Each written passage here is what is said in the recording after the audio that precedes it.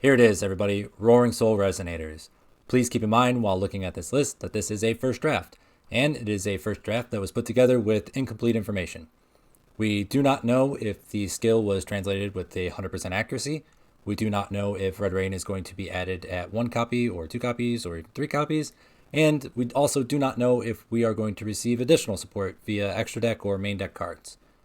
I still think this deck list gives a good baseline for how to build Roaring Soul Resonators and how to think about deck building when approaching Roaring Soul Resonators. So we're going to spend a little bit of time talking about the theory behind why I'm playing each card and specific ratios, but we may not spend a ton of time going over every card in detail. I'll try to touch on the new additions to the list or cards you may not normally see in a Resonator list, but for the most part, you guys should know Crimson Resonator and the gang, so I'm not going to make this video drag on any longer than it has to. Speaking of our favorite boy, we should probably start there and then just work our way down the list. So we have 3 copies of Crimson Resonator. This is still your best card. Nothing has changed in regards to that. The only thing that has changed about Crimson Resonator is you do not need to see it in your opening hand in order to combo off successfully. The new skill is going to allow you to dump Crimson Resonator to the graveyard, add Red Sprinter, and then use Red Sprinter to bring Crimson Resonator back. And what do you know? You have Crimson Resonator plus a level 4 non-tuner. Go wild, everybody. I'm playing 3 Crimson Resonator because, as I just mentioned, it's our best card. It's the one we want to make sure we can send to the graveyard. In addition to that, having Crimson in your opening hand is never a bad thing. There's always a chance you open Crimson Resonator and a level 4 non-tuner and you get to combo off like the good old days. No skill activation required. Next up is Red Resonator, our second best Resonator. I am playing 3 copies of Red because the total number of fiends in your deck is very important for the new skill. We'll go over the math behind that, but I think I want to save that until after we've gone through all the fiend type monsters in our deck. There's a lot of them.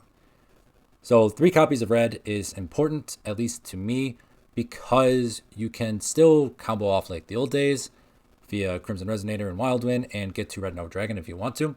And doing so requires you to have at least 2 Red Resonators in your deck.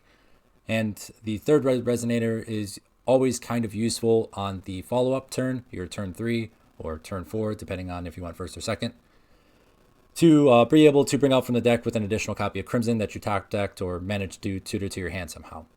So 3 red, very important for the total number of fiends, and in addition to that, in an emergency, Red Resonator plus a level 4 non-tuner can still get you to a level 8 Synchro, which will turn on Red Rain.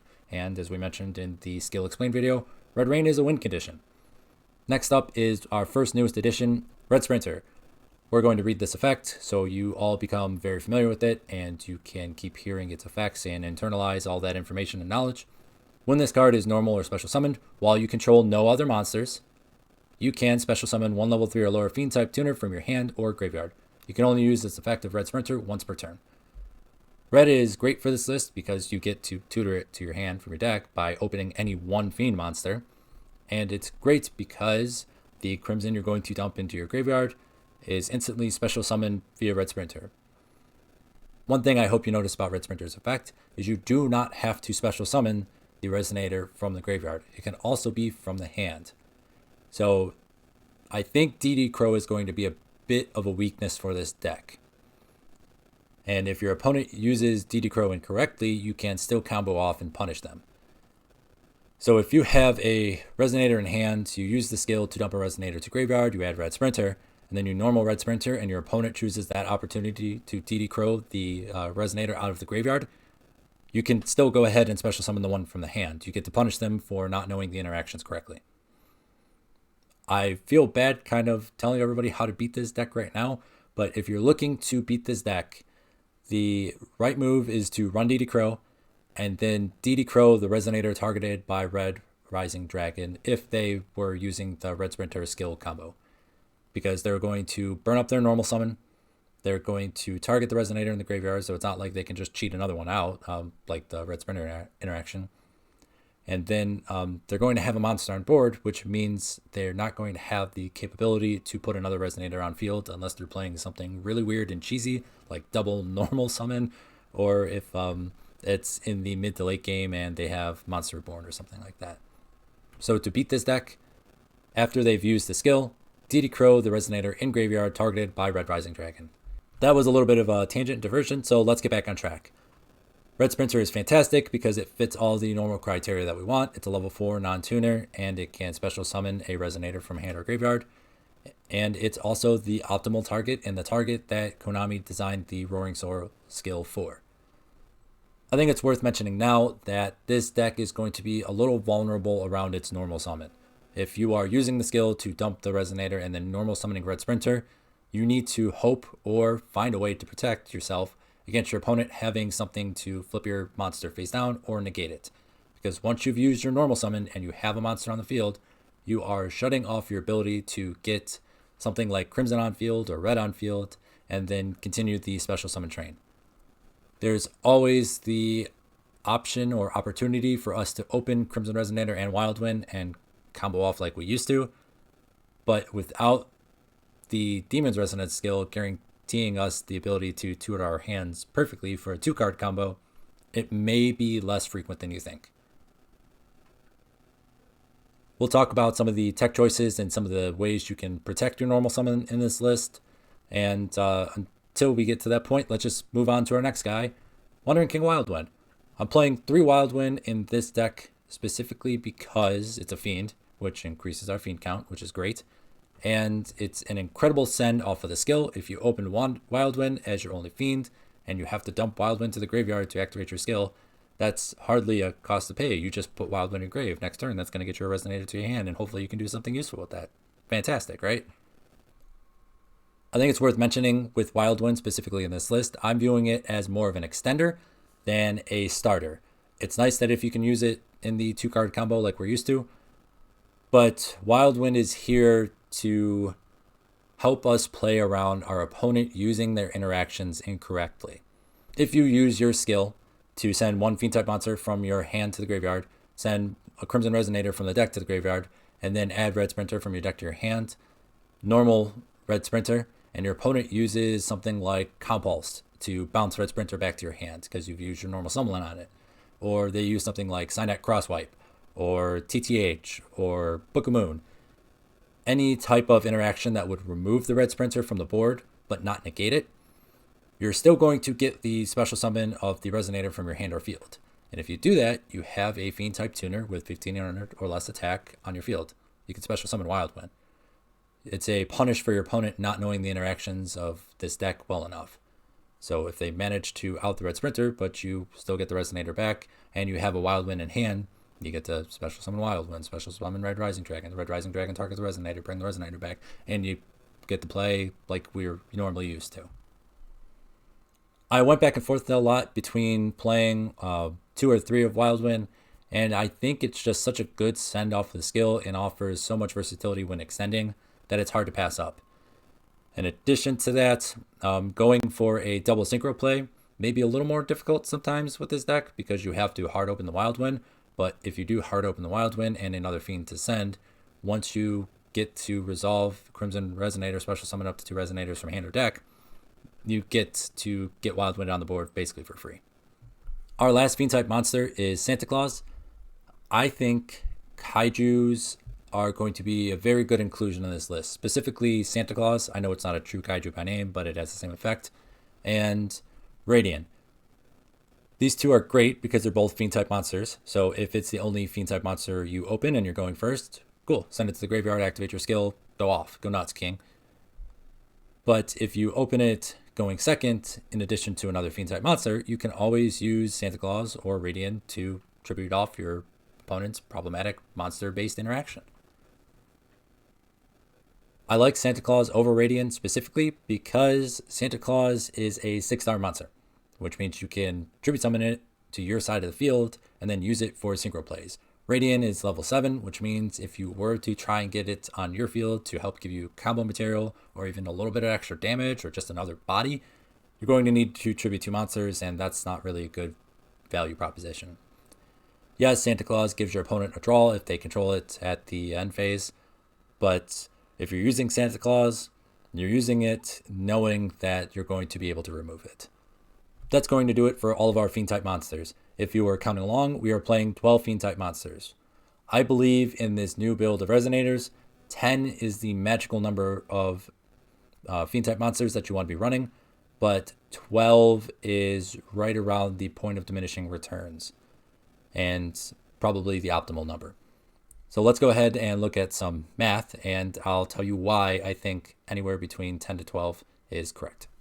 Here we have our hypogeometric calculator.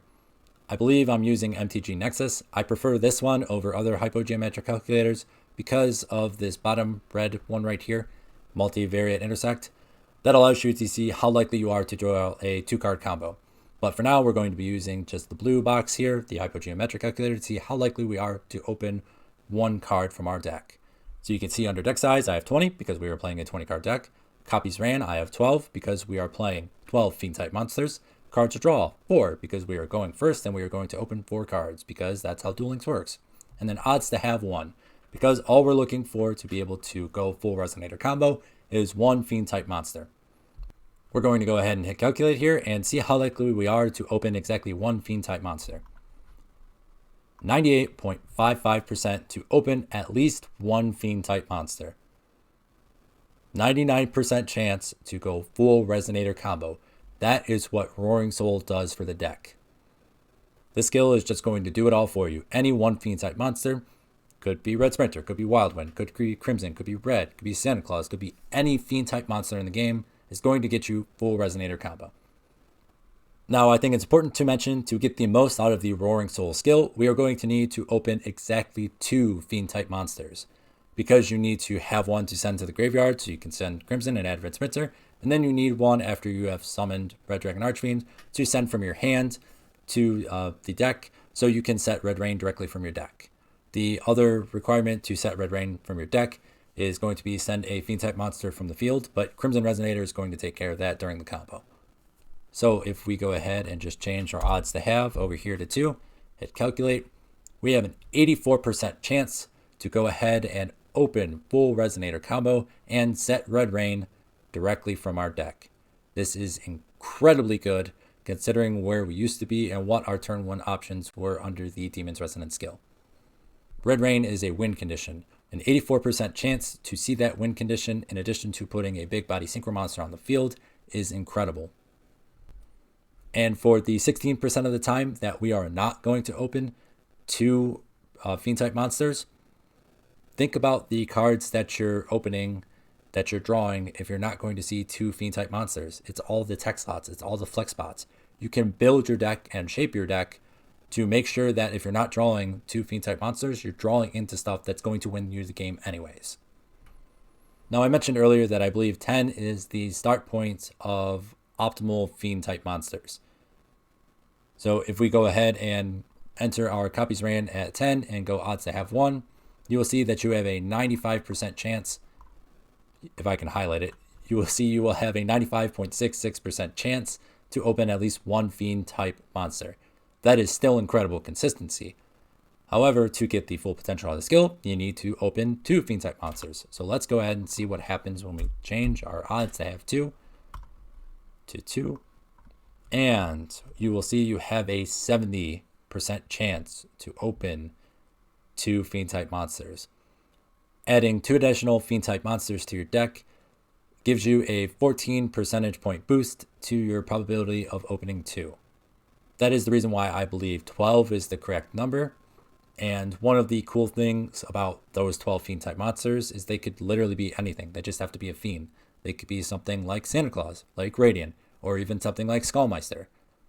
They don't have to solely exist as a combo starter. They could double with a flex purpose in the deck.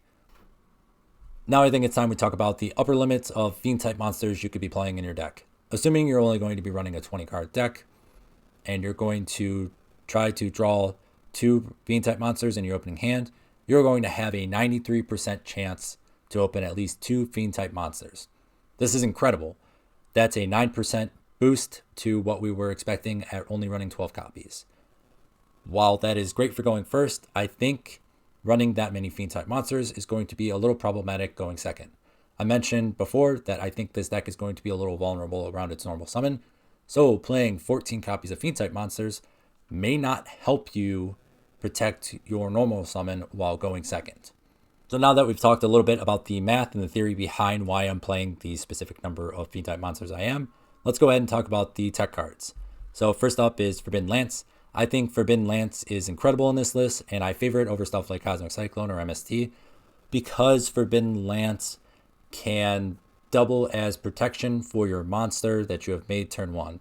If you open the 2 Fiend type monsters and you get to set Red Rain from your deck, you are going to want to protect that synchro monster you have on your field with your life, because you need that to stay face up and stay on the field in order to successfully resolve Red Rain in addition to activating it in the first place. It's worth mentioning that if you do apply the effects of Forbidden Lance to your monster on the field before Red Rain resolves, Red Rain will not be able to make the monster on the field a Towers type monster. That's kind of important for determining how you would use any other types of interactions you have, but in all reality, if you're resolving Red Rain, you're probably winning the duel, so it shouldn't matter too much anyways. Next up are 2 copies of Dark Hole. I like Dark Hole because it's incredible going second. It's basically Raigeki. You just don't commit anything to the board and blow up everything your opponent has. In addition to that, this deck is going to be weak to Ibli, just like every other version of Resonators, and Dark Hole is an Ibli out. They give you Ibli, you just drop Dark Hole, clear the Ibli, clear the way for yourself, and knock out everything your opponent has as well. Next up is Book of Moon. Book of Moon is in here primarily as an additional Ibli out. I really didn't want to play 3 copies of Dark Hole because that means I'm going to see it pretty frequently in my opening hand, and if I'm going first, I don't want to see Dark Hole. I only really want to see it when I'm going second. Getting the 5th card when going second ensures that playing Dark Hole is probably enough. I really like Book of Moon as extra assurance against Ibli, because I can always use it to flip the Ibli they gave me face down and then do my normal thing. I don't get full value out of Crimson Resonator that way because I'll control a monster that isn't a Dark Dragon Synchro, so I can't special from hand or deck via Crimson, but I will still be able to play, and that's really important to me. I also like the flexibility of Book of Moon. If I'm going first and I see Book of Moon, I just set it and use it on my opponent's turn. And if I'm going second, my opponent hasn't Ibli'd me, I just use it to flip down a monster I need them to not be able to use for that turn. So it's very flexible and hardly a bad inclusion. I know it's not good against Link decks, but there's really no Link monster that I'm looking to flip face down anyways. We don't really have any threatening Link monsters with off-turn interaction. At least none that you can't play around if you're paying attention. And then last up is Red Rain. As I mentioned in the early stages of this deck profile, I am operating under the assumption that we are only getting 1 Red Rain. And because of that, I'm only playing the 1. If Red Rain was available at more than 1 copy, I still don't know if I would play more than 1. Mainly because it's not good going second, and it does require a little bit of setup. You need to control a level 8 or higher synchro type monster at the point of activation. If I'm going second or I'm going first and I'm interrupted and I can't make the level 8 synchro monster, I'm kind of screwed if Red Rain's in my hand and it's the only type of interaction I can set and hope to use. So if you're looking to play more stuff to help go first or help you win games after you get interrupted, I would recommend playing the normal limit 3 staples that we all know and love, like Compulse or IDP, or even maybe something like Floodgate Triple, I guess. I don't recommend Crackdown, specifically because you don't like having monsters on your board because Crimson likes an open field, and Crimson doesn't like anything that's not a Dark Dragon Synchro type monster on your field. In addition to that, you don't really have good ways to remove monsters from your own side of the board unless you're opening Dark Hole, but that's an RNG choice, or using something like Hot Red Dragon Archfiend. But you would have to combo to get to that point, and ideally you would like to get the full potential out of your combo first. That's going to do it for the main deck. Let's move to the extra deck. So Red Nova Dragon is in here. I am including Red Nova Dragon because the skill requires you to play Red Dragon Archfiend, which means you might as well have the availability to turn Red Dragon Archfiend into Nova Dragon. It's a pretty good card and fills some very specific roles in duels. Its destruction protection is still a gatekeeper for certain decks. In addition to that, if I only open 1 Fiend type monster, but I still get to go full Resonator combo, I can climb all the way to Red Nova Dragon. And if I'm doing that, let's look at the cards I am drawing instead of my second Fiend type monster. I'm drawing Forbidden Lance, I'm drawing Dark Hole, I'm drawing Book of Moon, or even drawing Red Rain. Opening Red Rain is never a bad thing going first. So if I can establish Red Nova Dragon with its destruction protection, I am going to create a problem for my opponent. They have to deal with this thing in a very specific way. And I'm also going to have backup. I'm going to have Forbidden Lance. I'm going to have Book of Moon. I might have a Dark Hole, so if they do out the Red Nova Dragon, I can take that off the top, clear their board, and now we're playing the top deck war. Or I'm even drawing Red Rain. And good luck. Good luck getting something on the board higher than a level 12 monster. And if I open Red Rain, Forbidden Lance, and get to make Red Nova Dragon, I don't know how you're outing that. I really don't. You're going to have to get to a monster based interaction that does not destroy. Okay, and you're going to have to play through Red Rain to do that, because I'm going to use Red Rain before you can threaten that monster-based non-destruction interaction. Or you're going to have to open 2 forms of back row interaction, use one, I-Chain Lance, and then use the second. Good luck. You only have 3 cards to play with, and you still got to get through Red Nova Dragon, because odds are you're negating its effects or you're flipping it face down. So it's still a big body and a big booty.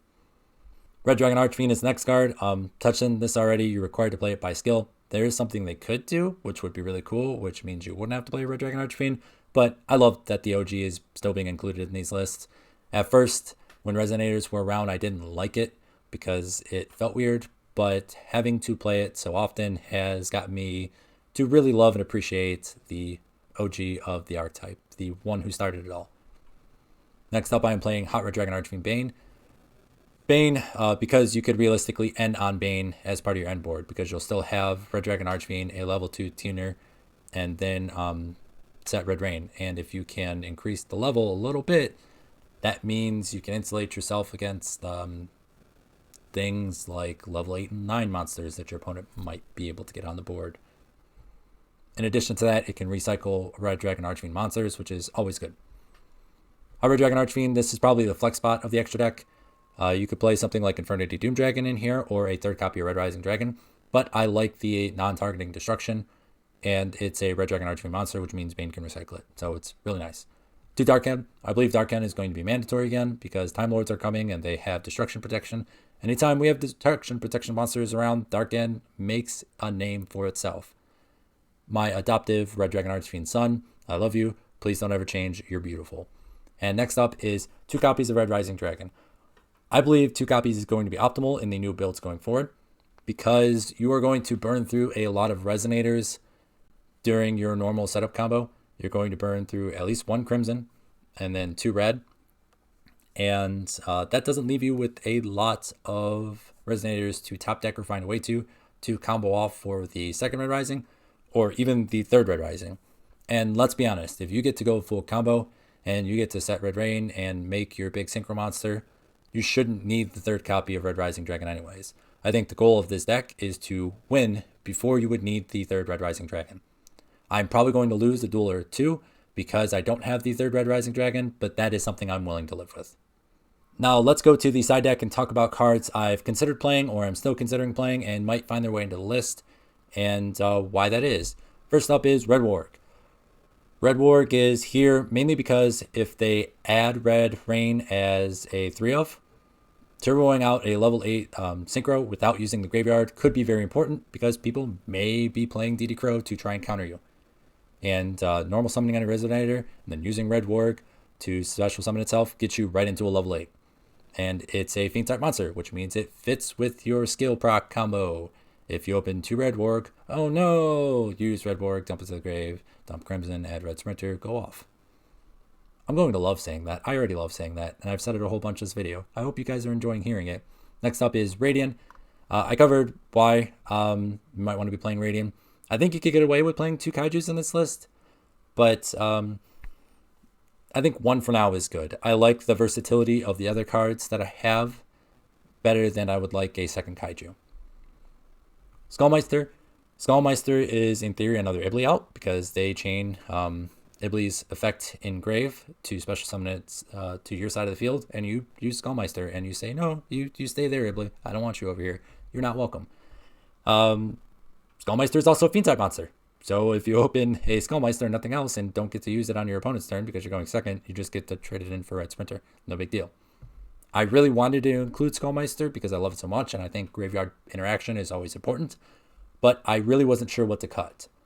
So there may come a time when Skullmeister is essential for the format, and I'm more than happy to add it.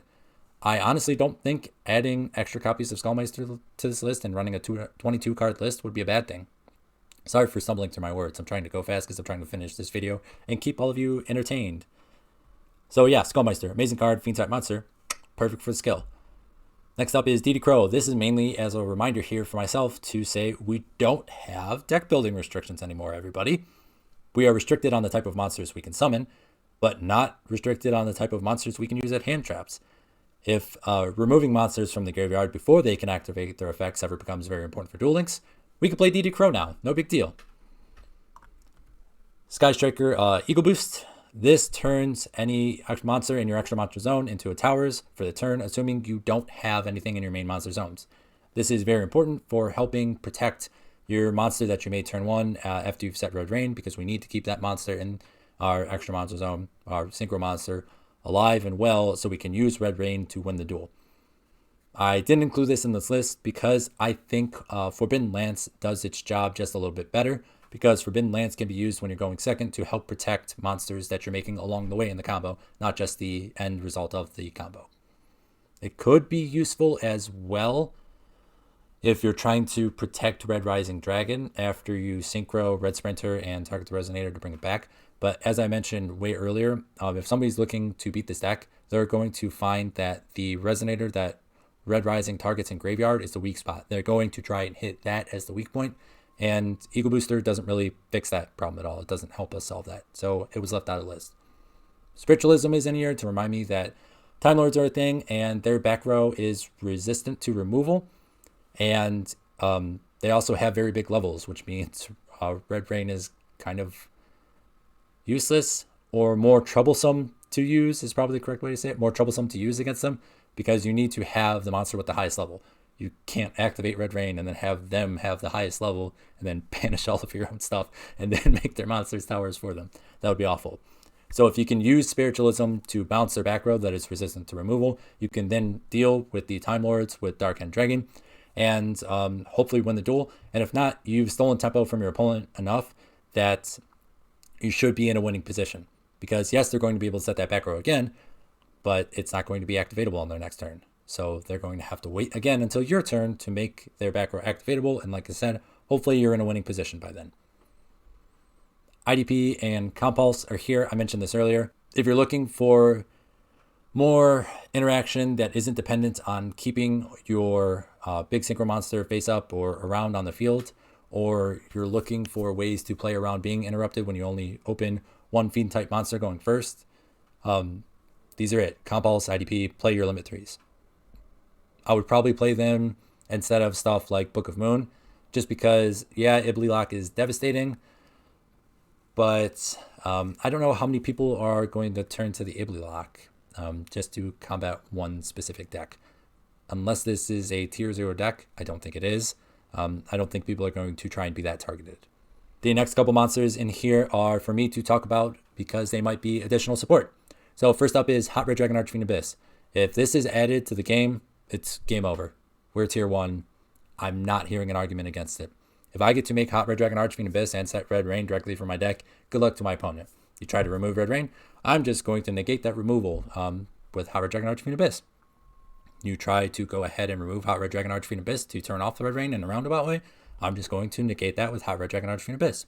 You don't have a way to remove the Red Rain, but you're trying to combo into something to remove the Hot Red Dragon Archfiend Abyss. Okay, I'm either going to use Red Rain or negate the key interaction you need with Hot Red Dragon Archfiend Abyss.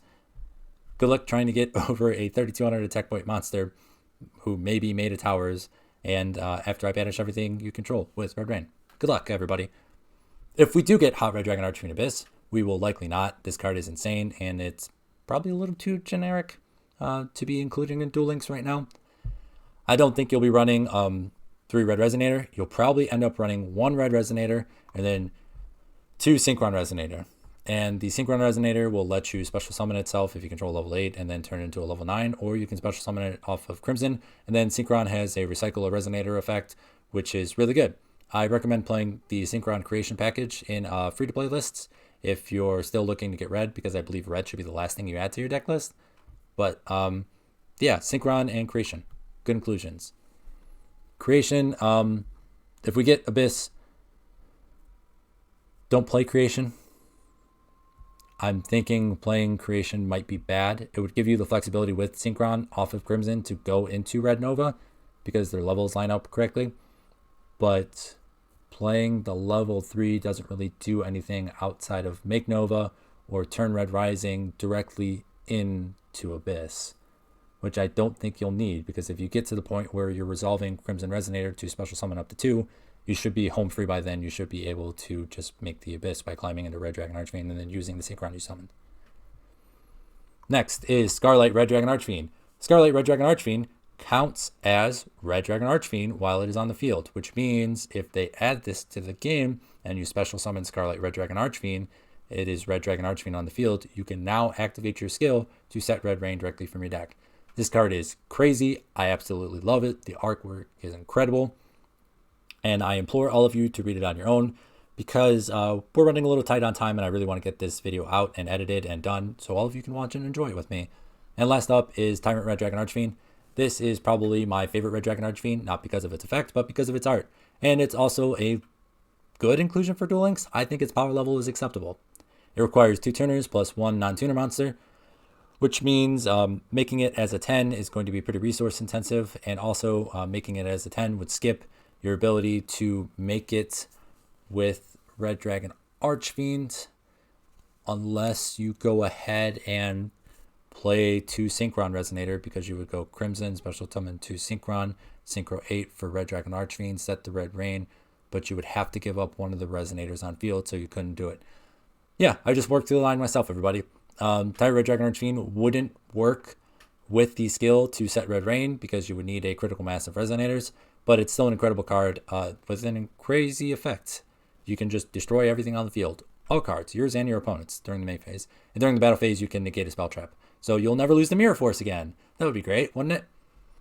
Alright everybody, I really wanted to do a test hand video with the new build, but after looking at my recording time, I think we're going to run a little tight, so I'm going to make that in a separate video. I don't often ask this, but if you're enjoying this type of content and you really enjoy all the work that I'm putting in, let me know. Please like, comment, and subscribe. That's one of the easiest ways you could let me know, and one of the most beneficials for me and this channel. I would really appreciate it. This channel means a lot to me. Being able to talk about all this stuff with all of you is something very near and dear to my heart. So thanks. And until next time, be safe, have fun, everybody.